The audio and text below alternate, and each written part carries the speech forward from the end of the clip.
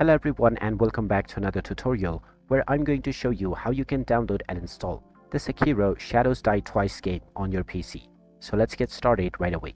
First of all, open up the Steam application and make sure that you are logged in using your credentials. Once you are logged in, you will end up within the store page.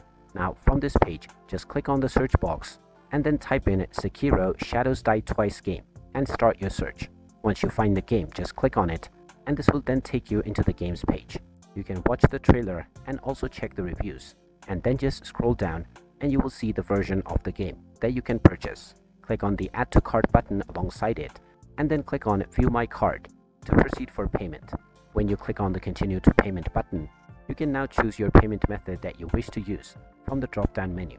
Proceed forward using Continue button, and now you can log in using your credentials for the payment method that you have chosen.